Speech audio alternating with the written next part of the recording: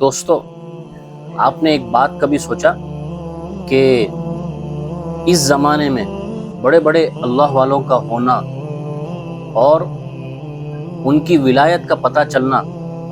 اور ان کی خوبصورت کوالٹیز کا لوگوں میں مشہور ہو جانا ایک عام سی بات ہے۔ سیم اسی طریقے سے شروع کے زمانے میں اللہ والیوں کا بھی حال تھا کہ جتنا زیادہ اللہ والے لوگ مشہور ہوا کرتے تھے اتنا ہی زیادہ اللہ سے محبت کرنے والی عورتیں بھی مشہور ہوا کرتی تھی۔ لیکن افسوس کی بات یہ ہے کہ اب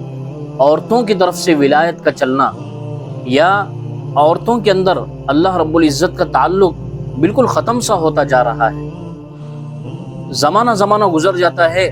ایسی عورت نہیں مل پاتی جس کا اللہ رب العزت سے خاص تعلق ہو۔ جیسے ہم اگر دیکھیں تو حضرت رابعہ بصریہ ہو گئی، حضرت بایزید بستامی کی والدہ ماجدہ ہو گئی، اور حضرت امام بخاری رحمۃ اللہ علیہ کی والدہ ہو گئی۔ ایسی عورتوں کے واقعات سننے کے بعد کبھی کبھار ایسا لگتا ہے کہ ہمارے زمانے میں ایسی عورتیں سوچنا تو دور شاید ناممکن جیسے خیالات میں لگتا ہے۔ اب مثال کے طور پر آپ حضرت معاویہ رضی اللہ تعالیٰ عنہ کو لے لیں کہ انہوں نے حضرت عائشہ رضی اللہ تعالیٰ عنہ کو لیٹر لکھا، خط لکھا کہ اماں مجھے چند باتوں کی نصیحت کیجئے، لیکن ہاں یاد رہے بہت زیادہ لانگ نہ ہو، لمبی نہ ہو، شارٹ میں کوئی نصیحت کیجئے۔ سلام ہو حضرت عائشہ رضی اللہ تعالیٰ عنہ پر۔ کتنی کام کی بات حضرت عائشہ رضی اللہ تعالیٰ عنہ نے فرمایا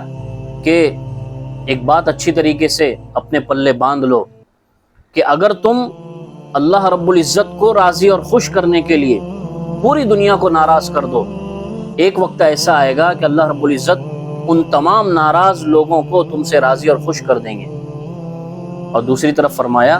کہ اگر اللہ رب العزت کو ناراض کرتے ہوئے تم نے لوگوں کو خوش کرنے کی کوشش کی، شادیوں کا ماحول ایسا بنایا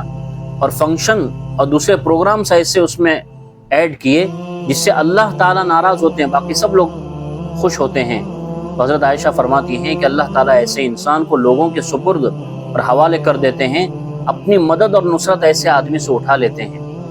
حضرت عائشہ رضی اللہ عنہا کی اس بات سے پتہ چلتا ہے کہ کتنی بصیرت اور حکمت والی تھی حضرت عائشہ رضی اللہ تعالیٰ عنہا۔